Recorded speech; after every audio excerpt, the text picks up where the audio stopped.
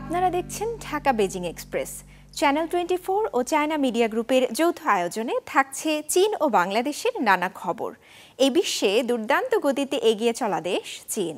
প্রযুক্তি ও সংস্কৃতিতে ক্রমাগত বিশ্ব দরবারে ছাপ ফেলছে দেশটি, দেখছে অভিন্ন এক ভবিষ্যতের স্বপ্ন। বাংলাদেশের সাথে চীনের বন্ধুত্বের পথ চলা 5 দশকের। দুই দেশের দ্বিপাক্ষিক সম্পর্কের নানা খাতে এগিয়ে চলার গল্প বলবো আমরা, তুলে ধরব সংস্কৃতির নানা দিক। দর্শক, স্বাগত জানাচ্ছি আমি রওজা জাবিদা ঐশী। পর্যটন খাতে দুই দেশের সহযোগিতাকে আরও গভীর করতে সম্প্রতি অনুষ্ঠিত হল চীন বাংলাদেশ পর্যটন প্রচার সম্মেলন। আয়োজনটি পর্যটনের পাশাপাশি দুই দেশের মধ্যে সাংস্কৃতিক ও অর্থনৈতিক সম্পর্ক জোরদারের গুরুত্বপূর্ণ পদক্ষেপ বলে জানান সংশ্লিষ্টরা। বাংলাদেশের অন্যতম বড় উন্নয়ন সহযোগী চীন। দুই দেশের বন্ধুত্বপূর্ণ সম্পর্কের যেমন সুদীর্ঘ ইতিহাস আছে, সাথে দ্বিপাক্ষিক সম্পর্ক উন্নয়নে কাজ করছে বাংলাদেশ ও চীন। দুই দেশেরই আছে সমৃদ্ধ প্রাকৃতিক সম্পদ, তবে চীন তার প্রাকৃতিক সম্পদকে কাজে লাগিয়ে পর্যটন ক্ষেত্রে রাজত্ব করছে। পর্যটন বান্ধব শহর ও গ্রাম গড়ে তুলতে নানা পরিকল্পনা বাস্তবায়ন করছে চীন সরকার। সম্প্রতি ঢাকায় দুই দেশের পর্যটন সহযোগিতা এবং সাংস্কৃতিক বিনিময় বৃদ্ধিতে চীন বাংলাদেশ পর্যটন প্রচার সম্মেলন অনুষ্ঠিত হয়েছে। এতে পর্যটন খাতে বাংলাদেশের বিশাল সুযোগ অন্বেষণ করার জন্য চীনা বিনিয়োগকারীদের প্রতি আহ্বান জানান বক্তারা। এ সময় তারা অভ্যন্তরীণ এবং বহির্মুখী পর্যটন উভয় ক্ষেত্রে ব্যবসায়িক বৃদ্ধির সম্ভাবনা তুলে ধরেন।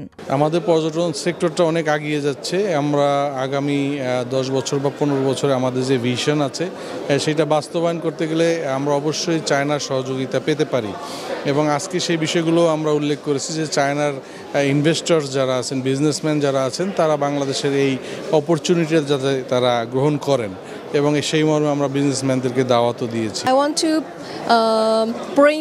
চীন ও বাংলাদেশের পর্যটন বৃদ্ধির জন্য আমি চাই বাংলাদেশের আরও বেশি মানুষ আসুক এবং চীন দেখুক, বিশেষ করে ইউননান।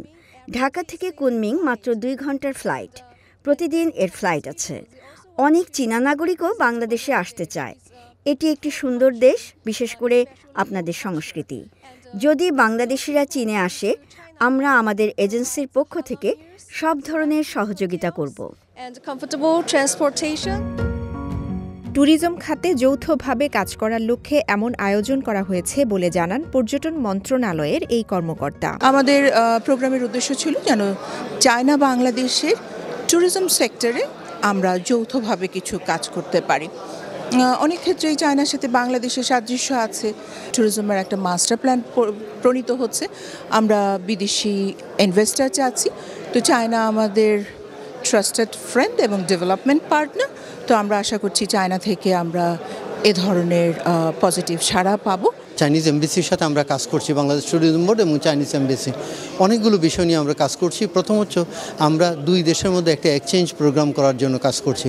দুই দেশের মধ্যে 50 বছরের কূটনৈতিক সম্পর্কের গুরুত্ব তুলে ধরে চীনা দূতাবাসের কালচারাল কাউন্সিলর লি শাওফেং বলেন, অংশীদারিত্বকে শক্তিশালী করার জন্য সাংস্কৃতিক আদান প্রদান এবং জনগণের মধ্যে সংযোগ সম্প্রসারণ অত্যাবশ্যক। আমি দেখছি সংস্কৃতি পর্যটন চীন ও বাংলাদেশের একটি বড় ক্ষেত্র। তাই আমাদের শুধু রাজনৈতিক নয়, অর্থনৈতিক এবং অন্যান্য ক্ষেত্রেও সহযোগিতার সম্পর্ক বিদ্যমান। আমরা আশা করি এই ইভেন্টগুলোর মাধ্যমে আমাদের সংস্কৃতি ও পর্যটনকে আরও পরিচয় করিয়ে দিতে পারব। বাংলাদেশের ট্রাভেল এজেন্সিগুলো চীনে যাবে এবং আমরা একটি সুন্দর পর্যটন সড়ক তৈরি করতে পারব। আমি মনে করি একে অপরকে আরও গভীরভাবে জানা আমাদের দুদেশের সম্পর্কের জন্য খুবই গুরুত্বপূর্ণ।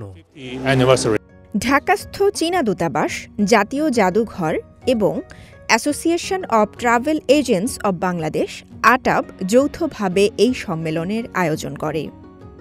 রওজা জাবিদা ঐশী, সিএমজি বাংলা, ঢাকা। এবছর রেকর্ড পরিমাণ যাত্রী দেখেছে চীনের রেলওয়ে বিভাগ। শেষ 11 মাসে অন্তত 400 কোটি মানুষ রেলওয়ে ব্যবহার করে ভ্রমণ করেছেন। চীনের পর্যটনের প্রতি দেশের ভেতরে ও বাইরের মানুষদের আগ্রহ কতটা বেশি তার প্রমাণ মেলে এরই পরিসংখ্যানে। ফলে চীনের রেলওয়ে বিভাগের প্রতি আরও মনোযোগী হয়েছে দেশটির কমিউনিস্ট পার্টি। নেওয়া হয়েছে বেশ কিছু নতুন পদক্ষেপ। 2024 সালের প্রথম 11 মাসে যাত্রী সংখ্যায় রেকর্ড গড়ল চীনের রেলওয়ে বিভাগ। এই সময়কালে অন্তত 400 কোটি যাত্রী দেখেছে বিভাগটি। বুধবার এই তথ্য জানায় দেশটির জাতীয় railway operator. China state railway গ্রুপের মতে এটি বার্ষিক যাত্রী ভ্রমণের সংখ্যা প্রথমবারের মতো 400 কোটি ছাড়ালো, যা দেশটিতে পর্যটনের জনপ্রিয়তা এবং ভ্রমণের চাহিদা তুলে ধরে। প্রথম 11 মাসে রেলপথে যাত্রীদের টার্নওভার একই সময়ের মধ্যে মোট জাতীয় যাত্রীর টার্নওভারের প্রায় অর্ধেক ছিল। মূলত যাত্রীর সংখ্যার সাথে ভ্রমণের মোট দূরত্ব গুণ করে গণনা করা হয় এই টার্নওভার। রেলওয়ে ব্যবস্থার মাধ্যমে আন্তঃসীমান্ত যাত্রী পরিবহন এই সময়ের মধ্যে উল্লেখযোগ্য বৃদ্ধি পেয়েছে। এসব যাত্রীদের মধ্যে কুয়াংচৌ, শেনচেন, হংকং এই 3 অঞ্চলে ভ্রমণ করে প্রায় 25 কোটি, যা গেল বছরের তুলনায় 37.2% বেশি। এই একই সময়ে চীন লাওস রেলওয়ে 2,49,000 আন্তঃসীমান্ত যাত্রী ভ্রমণ সম্পন্ন করেছে। এদিকে চীনের সম্প্রসারিত রেলওয়ে নেটওয়ার্কের মূল ক্ষেত্রগুলোতে সংস্কারের উদ্যোগ নিয়েছে দেশটির কমিউনিস্ট পার্টি। সম্প্রতি এই ঘোষণা দেয় কমিউনিস্ট পার্টির কেন্দ্রীয় কমিটি এবং রাজ্য পরিষদের সাধারণ কার্যালয়। এই পরিকল্পনাটি ঐতিহ্যবাহী রেলওয়ে মালবাহী ব্যবসার রূপান্তরকে আরও সমন্বিত পদ্ধতিতে উন্নীত করার জন্য একটি সংস্কার পরিকল্পনা প্রণয়ন ও বাস্তবায়নের প্রস্তাব করে।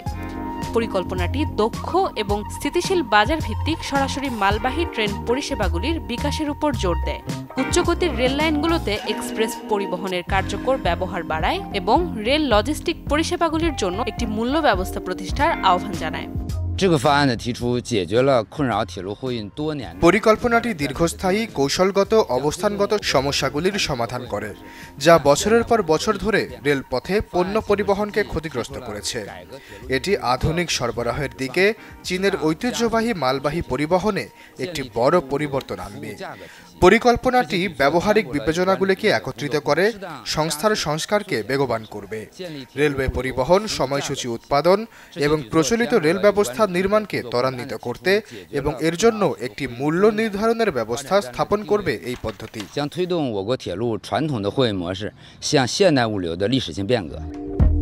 খুব দ্রুতই চীনের রেলওয়ে বিভাগে বড় পরিবর্তন দৃশ্যমান হবে বলে আশাবাদ দেশটির কমিউনিস্ট পার্টির।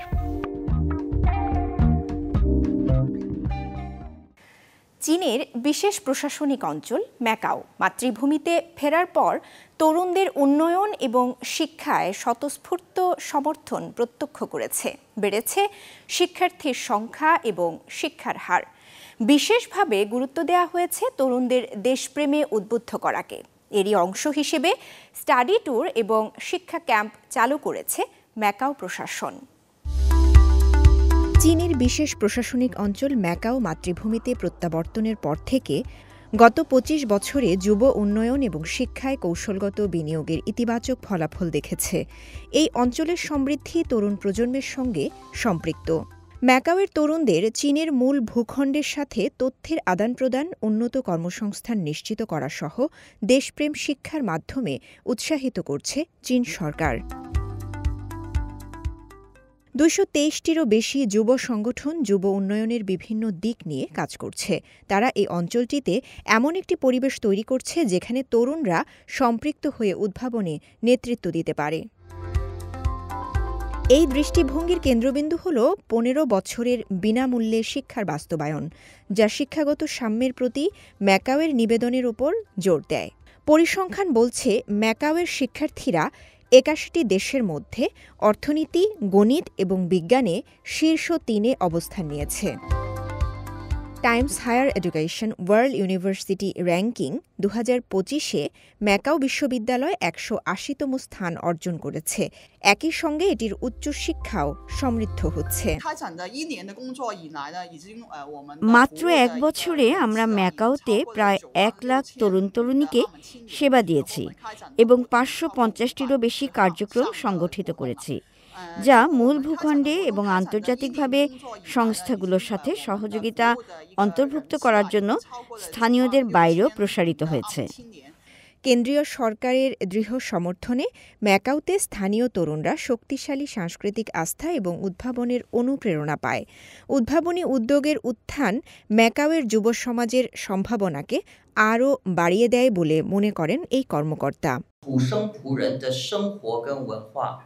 তারা আমাদের জীবনধারা এবং সংস্কৃতি লালনে দৃঢ় সমর্থন প্রদান করেছে। আমরা এক দেশ দুই ব্যবস্থার চর্চাকে পুরোপুরি সমর্থন করি এবং এই কাঠামোর মধ্যে ম্যাকাওয়ের অন্যান্য সংস্কৃতি প্রচারে বিশ্বাস করি।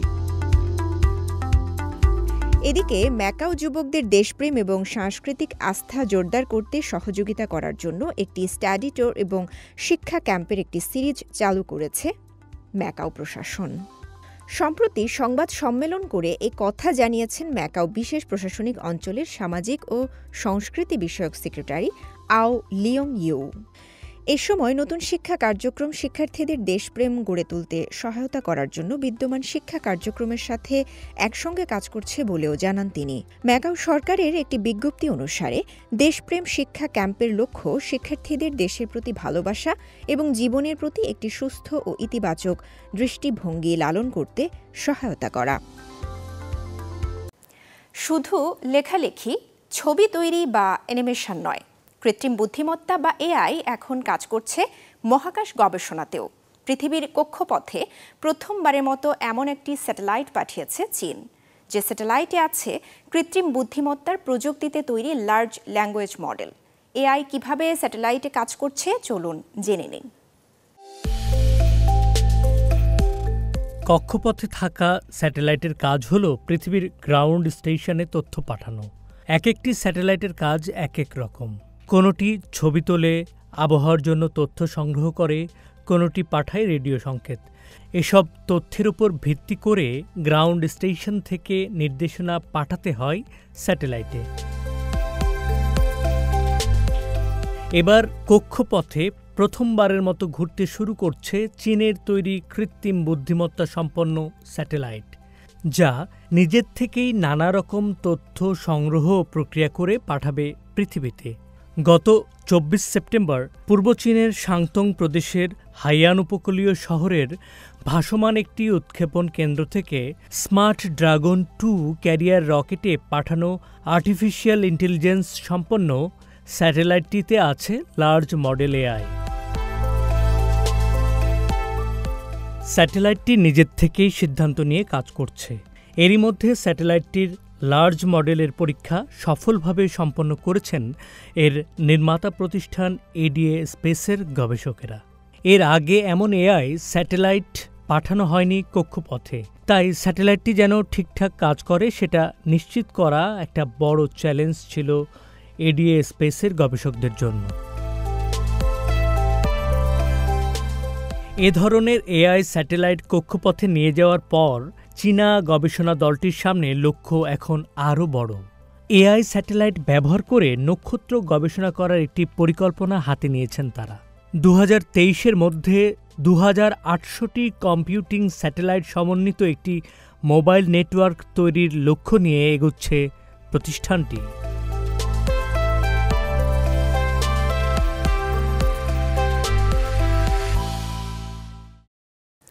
চলতি সপ্তাহ থেকে উত্তর পশ্চিম চীনের বিভিন্ন অঞ্চলে ভারী তুষারপাত হয়েছে। এতে ব্যাহত হয়েছে যান চলাচল। উত্তর পশ্চিম চীনের ছিনহাই প্রদেশের রাজধানী সিনিং সিটিতেও তুষারপাতের কারণে ব্যাহত হচ্ছে জনজীবন।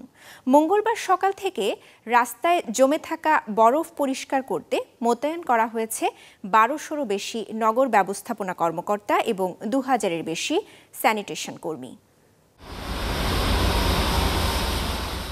ভারী তুষারপাতে বিপর্যস্ত চীনের উত্তর পশ্চিমাঞ্চল। সোমবার সকাল থেকে দেশটির উত্তর পশ্চিমের বিভিন্ন অঞ্চলে ভারী তুষারপাতে ব্যাহত হয় যান চলাচল।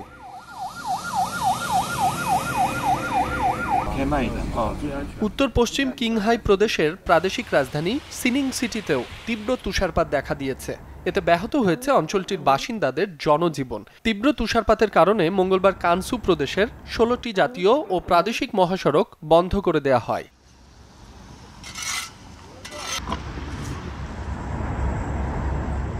মঙ্গলবার সকাল থেকে রাস্তায় জমে থাকা বরফ পরিষ্কার করতে মোতায়েন করা হয়েছে 1200-রও বেশি নগর ব্যবস্থাপনা কর্মী। কাজ করছেন 2000-এর বেশি স্যানিটেশন কর্মী।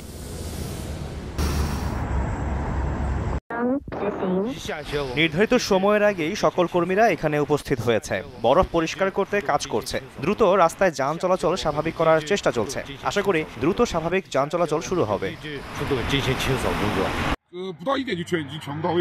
তুষারপাত শুরু হওয়ার পরপরই আমরা রাস্তা থেকে বরফ সরাতে কাজ শুরু করি। সবাই বরফ পরিষ্কার করতে কাজ করছে।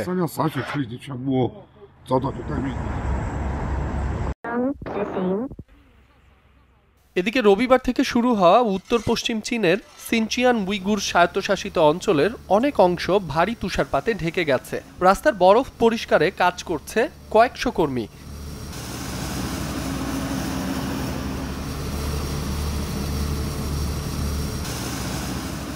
শৈত্যপ্রবাহের জন্য নীল সতর্কতা জারি করেছে আবহাওয়া কর্তৃপক্ষ। জানিয়েছে সিনচিয়ানের উত্তর ও পূর্বাঞ্চলে তাপমাত্রা 5 থেকে 8 ডিগ্রি সেলসিয়াস কমে যেতে পারে। কিছু এলাকায় যা 10 ডিগ্রি সেলসিয়াসেরও বেশি কমতে পারে।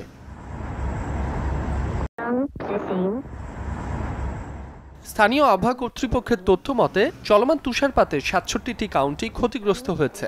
কয়েকটি অঞ্চলে 11 সেন্টিমিটারের বেশি বরফ জমেছে। ঢাকা বেজিং এক্সপ্রেস আজ এ পর্যন্তই।